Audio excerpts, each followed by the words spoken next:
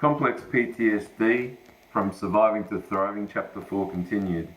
Subheading, Difficulties in Identifying the Signs of Recovering. Some readers may work on their recovery for a long time and erroneously and shamefully feel they are not making any progress. Because of the all-or-none thinking that typically accompanies CPTSD, survivors in the early stages of recovery often fail to notice or validate their own actual progress. If we do not notice the degrees of our own improvement in our recovery work, we are in great danger of giving up on recovering. Because of black and white thinking, we can regularly fall into the trap of not acknowledging and valuing what we are actually accomplishing. Perfectionistic dismissal of improvement that is not 100% is common in early recovery. Here are some common areas where I see that recovering survivors fail to notice and self-validate their progressive degrees of improvement. 1. Less intense launching into a 4F response. 2. Increasing resistance to the critic. 3. Increased mindfulness about flashbacks or inner critic attacks. 4. Increased time feeling good enough about yourself. 5. Progress in meeting arrested developments listed in Chapter 2. 6. Decreased overeating or use of self-medicating substances. 7. Increased experiences of good enough relating with others. 8. Decrease in the painfulness and intensity of flashback feelings. In terms of number 3 above, it is important to note that even when the mindfulness does not immediately terminate a flashback or critic attack, noticing and identifying these CPTSD phenomena is more progressive than just being blindly lost in them. Moreover, ongoing recognition makes effective ameliorative action more accessible. It makes us increasingly likely to remember to use flashback management steps listed in Chapter 8. Furthermore, it is important that we notice the gradually decreasing intensity of flashback feelings of anxiety, shame, and depression. In this regard, social anxiety can gradually reduce along a continuum that stretches from panicky withdrawal to a more tolerable social discomfort, to periods of social ease. Additionally, depression can gradually diminish along a continuum that stretches from paralyzing fear to anhedonia, an inability to enjoy normal life pleasures, to a state of tired and relatively unmotivated peacefulness. Of course, both of these processes typically improve at a facilitating back and forth rate. As I write this, I feel some old sadness about the many decades that I judged my emotional tone and mood as either good or bad in a very all or nothing way. If I was not feeling very good, then I felt as if everything was really bad. And since feeling very good is something most humans only get to experience a relatively small proportion of the time, my perception of feeling bad became a much more dominant experience than was necessary. In fact, mildly unpleasant feeling typically morphed me quickly into feeling terrible via shame-tinged all-or-none thinking.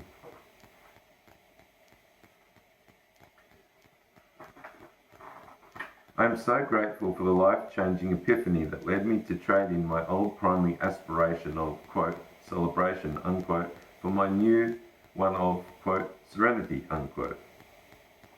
Inner critic thought processes refute signs of progress whenever a new flashback occurs, no matter how much less intense it is than before. Every reoccurrence of feeling shame, fear, or depression is interpreted as proof that nothing has changed, even when there are decreasing periods of not being triggered. The critic's black and white assessment is, quote, either I'm cured or I'm still hopelessly defective, unquote. And once you identify with your critic's pronouncement of defectiveness, you are off and spiraling downward into a full-fledged flashback, captured once again in the ice veneer of toxic shame that freezes one in the CPTSD stranglehold of helplessness and hopelessness.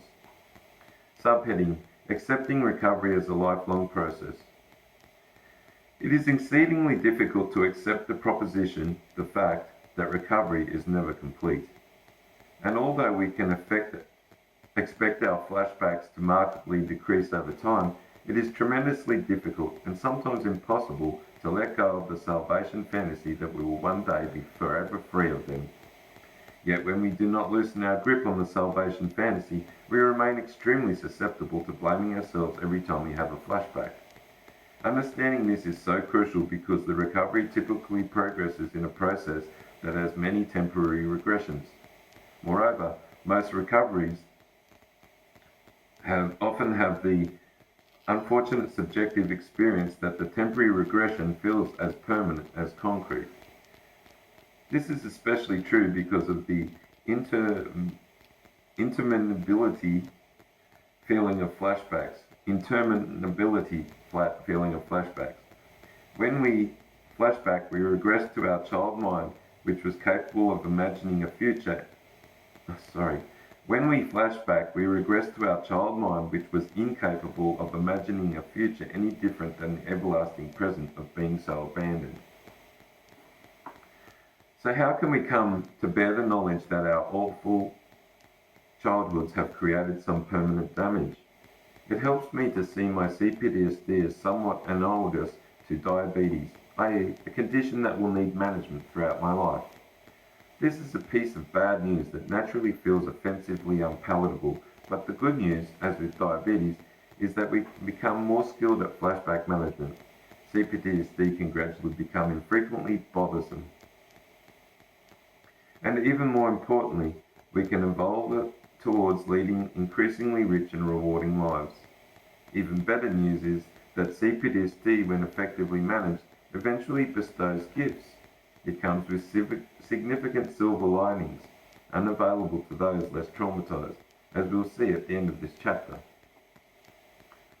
Subheading: Therapeutic Flashbacks and Growing Pains. Healing from childhood trauma is also a long, gradual process because recovering your full self-expression requires a great deal of practice.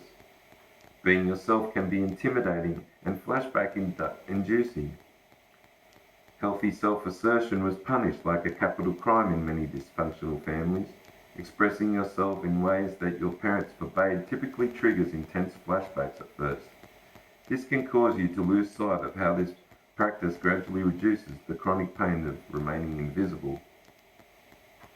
We can encourage ourselves to face these growing pains by conceptualizing them as therapeutic flashbacks. We then choose to weather these flashbacks to stop the past from holding us back, to reclaim the fundamental human rights that our parents denied us, and to finally own which is rightfully ours for the taking.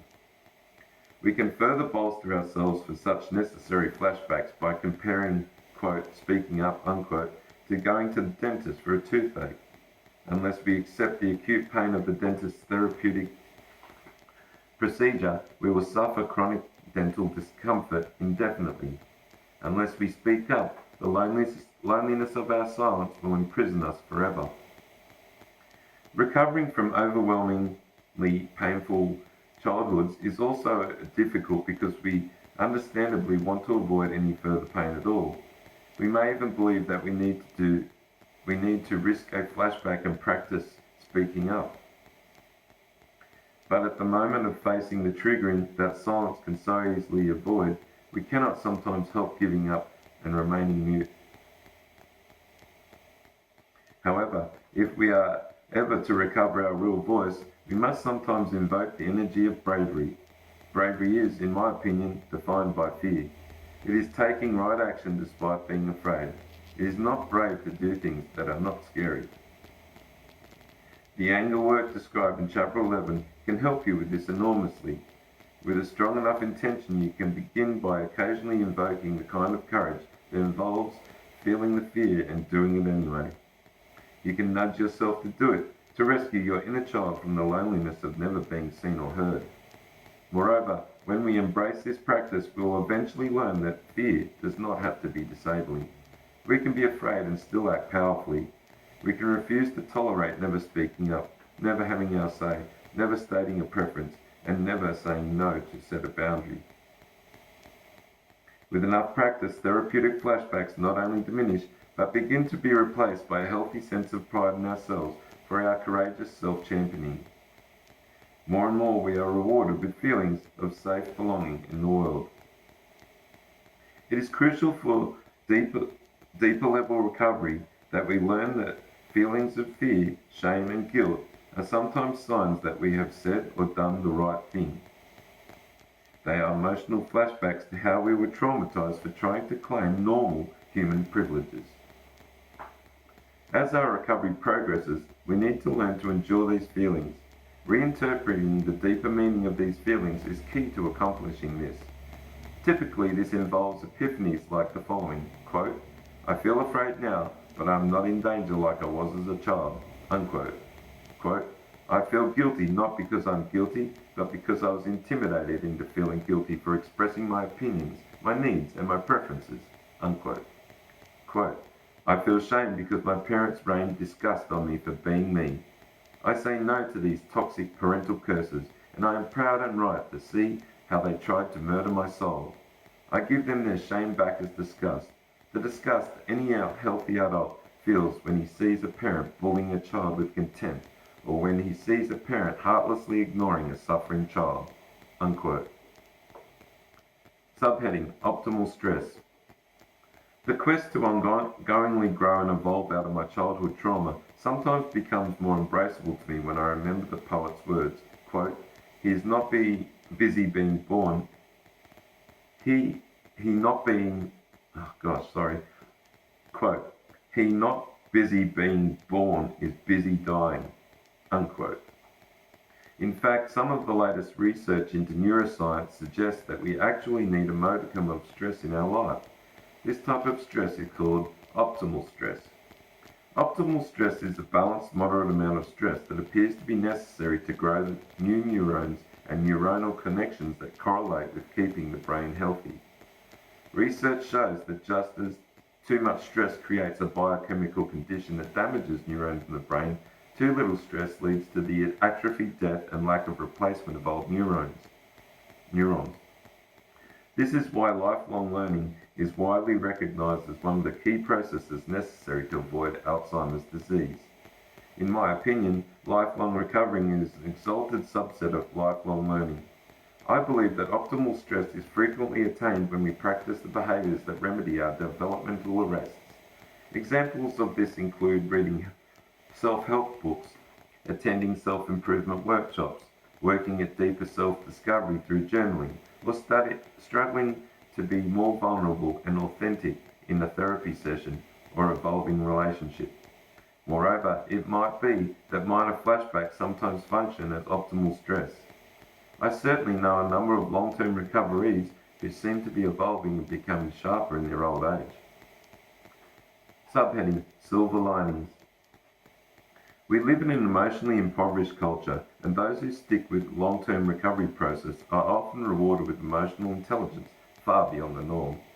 This is somewhat paradoxical, as survivors of childhood trauma are initially injured more grievously in their emotional natures than those in the general population. The silver lining in this, however, is that many of us were forced to consciously address our suffering because our wounding was so much more severe. Those who work on effective recovery programs not only recover significantly from emotional damage, but also evolve out of the emotional impoverishment of the general society. One of my clients described this as becoming, quote, "way more emotionally intelligent than the normies," unquote. Perhaps the greatest reward of improved emotional intelligence is seen in a greater capacity for deeper intimacy. Emotional intelligence is a foundational ingredient of relational intelligence, a type of intelligence that is also frequently diminished in the general populace. As stated earlier, intimacy is greatly enhanced when two people dialogue about all aspects of their experience. This is especially true when they transcend taboos against full emotional communication. Feelings of love, appreciation, and gratitude are naturally enhanced when we reciprocally show our full selves, confident or afraid, loving or alienated, proud or embarrassed. What an incredible achievement it is when any two of us create such an authentic and supportive relationship. Many of the most intimate relationships that I've seen are between people who have done a great deal of freeing themselves from the negative legacies of their upbringings. Subheading, The Unexamined Life is Not Worth Living. A further silver lining in recovery is the attainment of a much richer internal life. The introspective process, so fundamental to effective recovery work, eventually deepens and enriches survivors' psyches. Ongoing mindful exploration of all aspects of our experience helps us to see firsthand what Socrates meant when he said, quote, "The unexamined life is not worth living," unquote. The survivor who follows the introspective, quote, road less travelled, unquote, becomes increasingly free of compulsive and unconscious allegiance to an unhelpful familial, religious, and society values that were instilled at an impressionable age. The recovery now gets to choose her own values and reject those that are not in her own best interest. She develops a deeper, more grounded self-respect that is not contingent upon going with the herd and shifting centre with every new popular trend. In psychological parlance, she becomes free and brave enough to individuate and develop more of her full potential. In Joseph Campbell's words, the survivor learns to, quote, follow his own bliss, unquote. He is freer to pursue activities and interests that naturally appeal to him. He evolves into his own sense of style. He may even feel embodied to coif and dress himself without adherence to the standards of fashion. He may extend this freedom into his home decor. In this vein, I have seen many survivors discover their own aesthetic as well as increased appreciation of beauty in general. How this contrasts with many of the homes of my normal sports buddies, whose homes are often sparsely decorated, as if they are too afraid to put something out or up, lest it not be cool enough. As the survivor recovers the right of free choice, she becomes more open to trying new things, healthy things that mainstream society might consider uncool or even taboo. Here are some examples of this that I believe are conducive to both recovery and healthy everyday living. Voluntary simplicity, improved diet, meditation, alternative medicine, broad-scale compassion, environmentalism, deeper emotional communication, and a broader use of the grieving process. The survivor who pursues long-term development on his journey of recovery generally achieves greater overall evolution than the average citizen.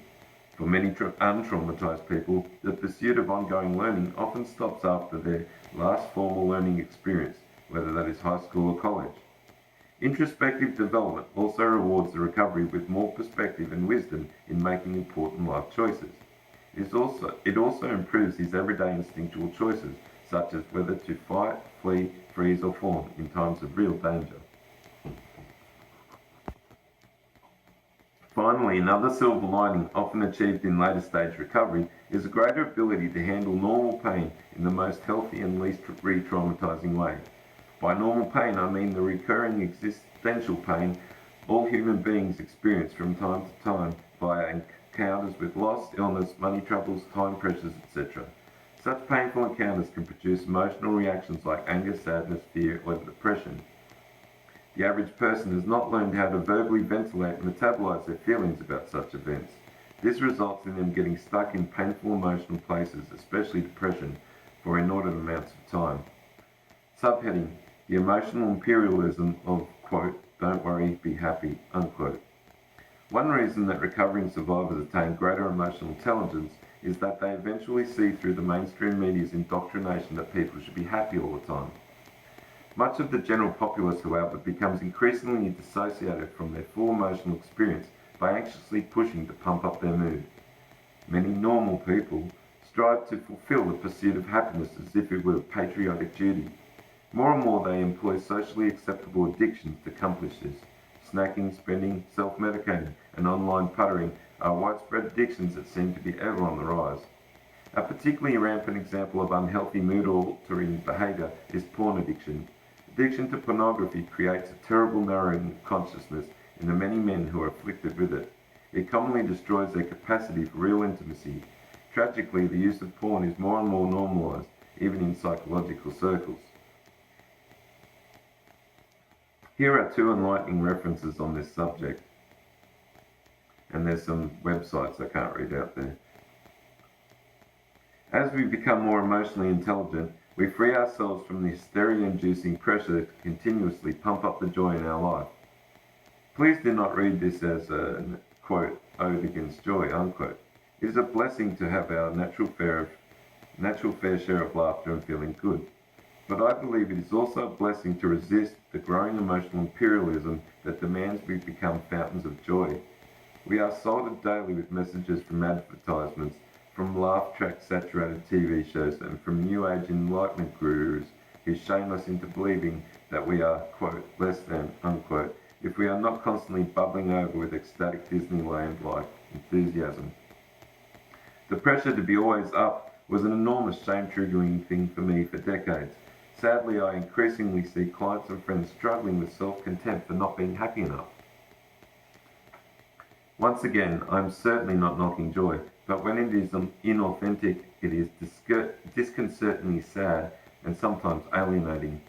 In worst-case scenarios, a controlling narcissist can emotionally blackmail us to join him in a falsely emoting joy. Just as painful it is when we codependents force ourselves to laugh and cover up our fear or shame. This is also not to say that authentic joy cannot be contagious. Contagious joy is a wonderful experience of being positively triggered into vicariously sharing someone else's authentic delight. For an experience of this, go to www.youtube.com and search for, quote, quadruplets laughing, unquote. In my experience, it seems that authentic joy is much more common in the lives of well-parented children. I also do not think that joy is typically as dominant an emotional theme in adult life unless it is synthetically induced with drugs or alcohol. On the other hand, experiences of joy for survivors can gradually become more frequent as a person's recovery efforts promote increasing feelings of safety in the world. As our emotional intelligence increases, I see considerable evidence that our expectations of joy become more reasonable. This allows us to let go of the permanent happiness as the unrealistic goal of recovery. Until this happens, we remain at the mercy of the critic's contemptuous diatribes that we are not being joyful enough. One of my clients recently became mindful enough to see how he was shaming himself for not being as jubilant as those in the beer commercials. As a concluding comment to this overview, it is important to emphasize, like most things in life, there are degrees of CPTSD. The continuum of CPTSD ranges from mild neurosis to psychosis, and from highly functioning to non-functioning. Its severity ranges from having extended periods without flashbacks to being full flashback horror much of the time. This range also varies from a condition of increased experiences of thriving to a condition of barely surviving disability. Progress in recovery is seen then in flashbacks becoming more manageable and life satisfaction becoming continuously more frequent. A friend of mine once joked with me, quote, "I've got so much recovery, I'm beyond normal. I'm super normal. I make the normies look like they're ones with CPTSD," unquote. As we end this overview, we are ready to move to the next chapter, which explains how varying childhood trauma histories can cause CPTSD. Here we will also see how verbal and emotional abuse alone can cause CPTSD, and how profound emotional abandonment is typically at the core of most CPTSD.